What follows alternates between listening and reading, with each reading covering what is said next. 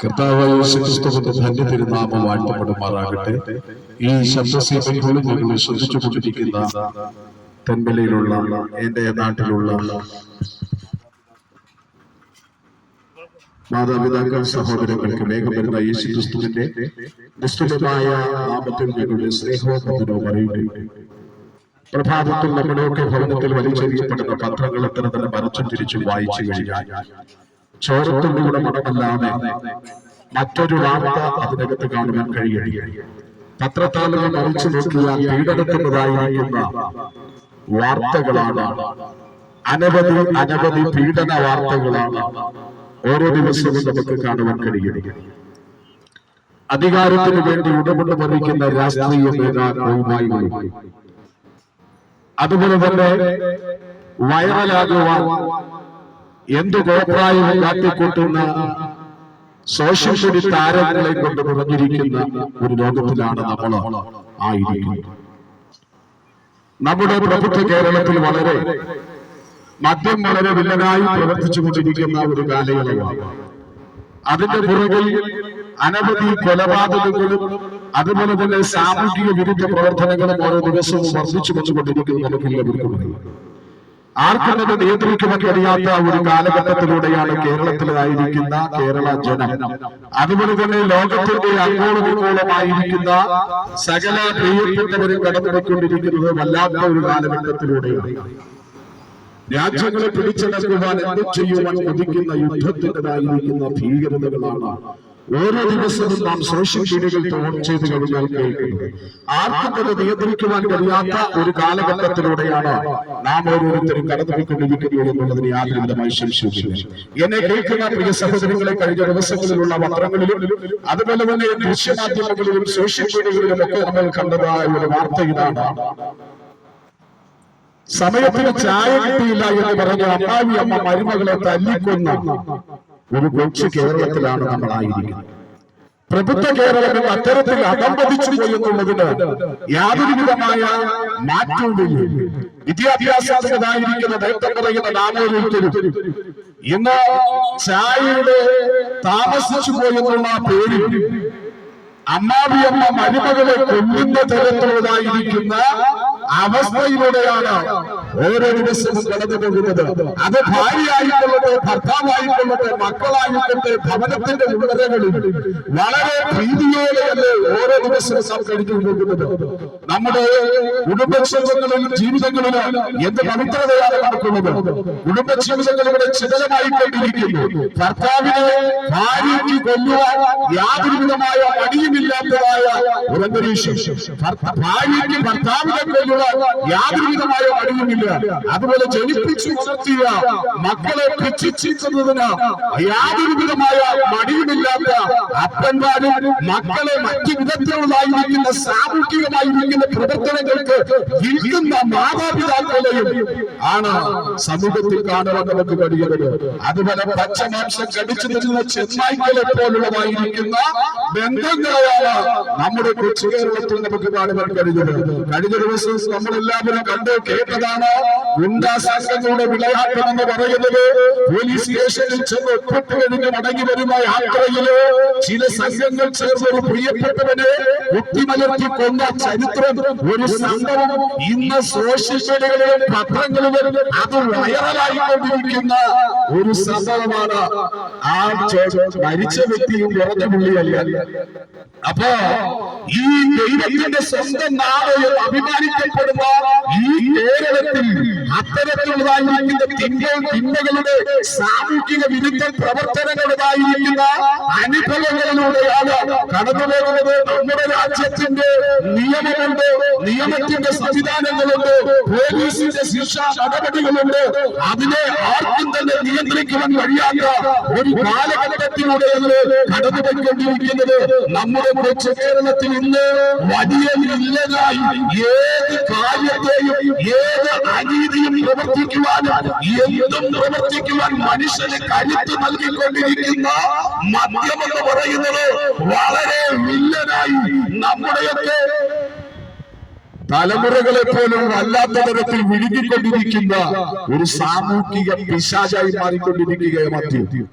എന്നെ കേൾക്കുന്ന പ്രിയ സഹോദരങ്ങളെ, ആർക്കും തന്നെ നിയന്ത്രിക്കുവാൻ കഴിയാത്ത ഒരു കാലഘട്ടത്തിലാണ് കുടുംബ ബന്ധങ്ങൾ, തലമുറകളായിരിക്കുന്ന ബന്ധങ്ങൾ, അതുപോലെ സ്നേഹബന്ധങ്ങൾ, ഭൂമിയിലുള്ള സകല ബന്ധങ്ങളും ഇത്തരത്തിലുള്ള ഒരു അനുഭവത്തിലൂടെയാണ് കടന്നുപോയിക്കൊണ്ടിരിക്കുന്നത്.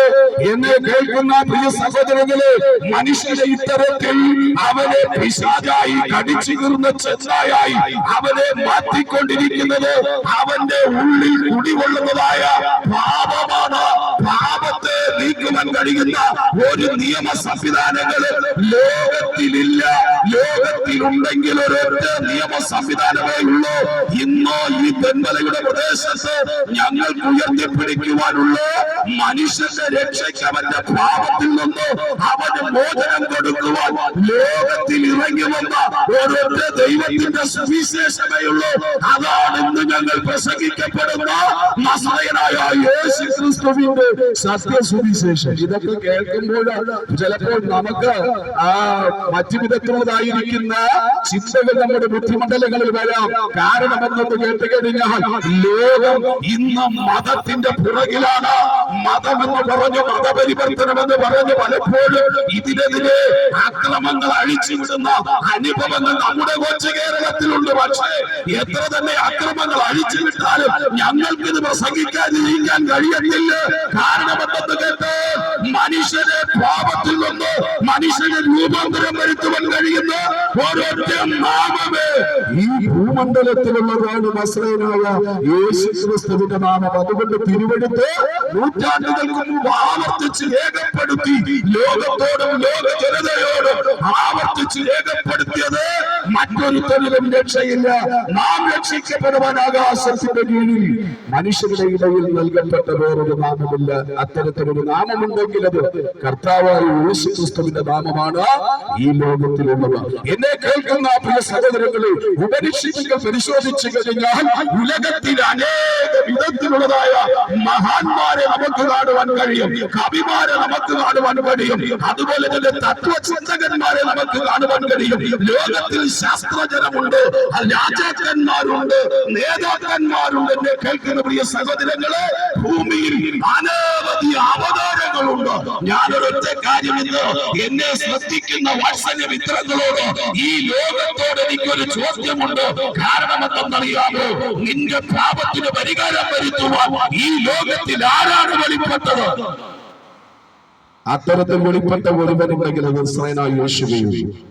കാരണം എന്തെന്ന് കേട്ടാൽ മത്തായി എഴുതിയ സുവിശേഷം 1-ാം അധ്യായത്തിനകത്ത് വളരെ വ്യക്തമായി രേഖപ്പെടുത്തിയ ഒരു തിരുവചനം ഞാൻ ആവർത്തിക്കാം. അതിങ്ങനെയാണ്: അവൾ ഒരു മകനെ പ്രസവിക്കും, അവൻ തന്റെ ജനത്തിന്റെ പാപം അവരിൽ നിന്ന് മോചിപ്പാൻ ഇരിക്കൊണ്ട് നീ അവന് യേശു എന്ന് പേരിടും. രണ്ടാമത്തെ തിരുവെടുപ്പ് ഇങ്ങനെയാണ്: ശിമയോൻ എന്ന് പറയുന്ന മനുഷ്യൻ ദൈവത്തിന്റെ ആത്മാവിനാൽ പറയപ്പെടുന്നത് ഇങ്ങനെയാണ്: ഇപ്പോഴോ നാഥ, സമാധാനം സമാധാനത്തോടെ അടിയനെ ഉദയിക്കണമേ. നീ ഒരുക്കിയ സകല ജാതികൾക്കും നീ ഒരുക്കിയ നിന്റെ രക്ഷയെ എന്റെ കണ്ണ് കണ്ടുവല്ലോ. എന്നെ കേൾക്കുന്ന പ്രിയ സഹോദരങ്ങളെ, യേശു എന്ന് പറയുന്ന നാമം ഇവിടുത്തെ രാഷ്ട്രീയ നേതാക്കന്മാർ ഒരുക്കിയതല്ല, ഇവിടുത്തെ മതത്തിന്റെ ആചാരകന്മാർ ഒരുക്കിയതല്ല. ഇത് ശ്ലോകത്തിന്റെ സകലത്തെയും ഉണ്ടാക്കിയവന്റെ മനുഷ്യന്റെ പാപത്തിൽ നിന്ന്, തിന്മയിൽ നിന്ന് അവനെ വീണ്ടെടുക്കുവാനായി സകല സൃഷ്ടിയുടെ ഉടമസ്ഥനായിരിക്കുന്ന ദൈവം ഒരുക്കിയതാണ് കർത്താവായ യേശു ക്രിസ്തുവിനെ. അതുകൊണ്ട് ശിമയോൻ പറഞ്ഞത്, നീ സകല ജാതികൾക്കും ഒരുക്കിയ നിന്റെ രക്ഷ, ദൈവത്തിന്റെ രക്ഷയെ എന്റെ കണ്ണ് കണ്ടുവല്ലോ. അതാ ഞങ്ങൾ പ്രസംഗിക്കപ്പെടുന്ന കർത്താവായ യേശു ക്രിസ്തു. ഈ ലോകത്തിൽ കണ്ടുപിടിക്കുന്നതായ മഹാന്മാരെ ആയിക്കൊള്ളട്ടെ, ഈ ലോകത്തിലുള്ള സകല ആൾദൈവങ്ങളെയും ആയിക്കൊള്ളട്ടെ, അവർ ഈ ലോകത്തിൽ വന്നു മനുഷ്യരെ പോലെ നമ്മെ പോലെ വിവാഹം കഴിച്ചു, വിവാഹ ജീവിതത്തിൽ അവർ ജീവിച്ചു, അവർ പുത്രോത്പാദനം നടത്തി, അവർ കുടുംബപരമായി ജീവിച്ചു എന്നുള്ളതിന് ഈ ശബ്ദം കേൾക്കുന്ന എല്ലാവരും സാക്ഷിയാണ്.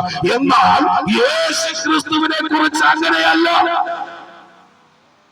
ഉൽപ്പത്തി മുതൽ വെളിപ്പാട് വരെയുള്ള തിരുവചനങ്ങൾ ആവർത്തിച്ച് പരിശോധിച്ചാൽ തിരുവചനത്തിലാണ് എഴുതിയിരിക്കുന്നത്, ആദിയിൽ വചനമുണ്ടായിരുന്നു, വചനം ദൈവത്തോട് കൂടെയായിരുന്നു, വചനം ദൈവമായിരുന്നു എന്ന് രേഖപ്പെടുത്തിയിരിക്കുന്നു.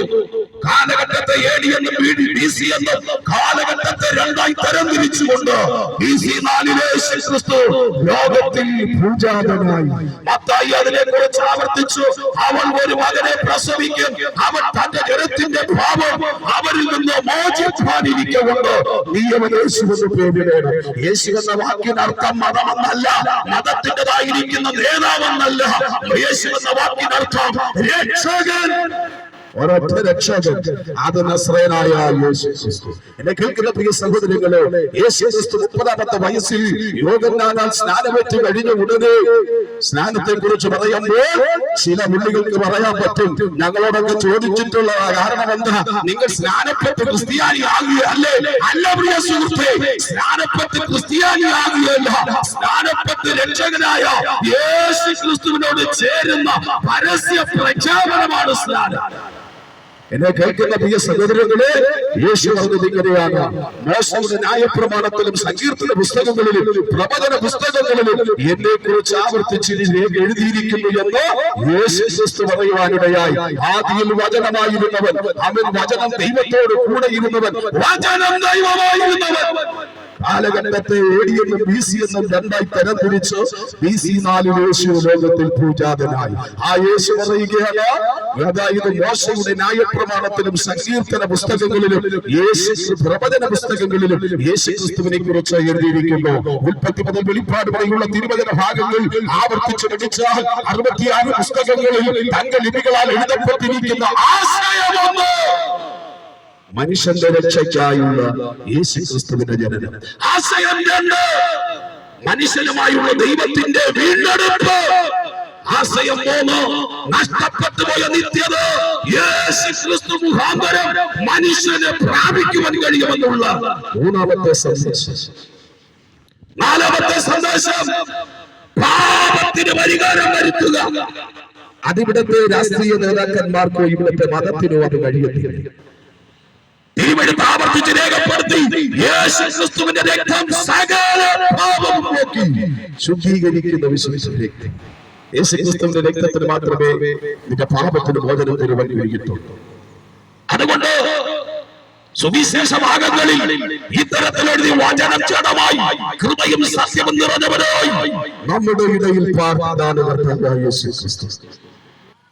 അതുകൊണ്ട് സുവിശേഷ ഭാഗങ്ങളിൽ 4 വ്യത്യസ്ത ഭാഗങ്ങളായി യേശു ക്രിസ്തുവിന്റെ മനുഷ്യത്വത്തെ കുറിച്ചും ദാസത്വത്തെ കുറിച്ചും ദൈവപുത്രത്വത്തെ കുറിച്ചും ദൈവത്തെ കുറിച്ചുമുള്ള 4 ചരിത്ര ഭാഗങ്ങളായി സുവിശേഷം എഴുതപ്പെട്ടു.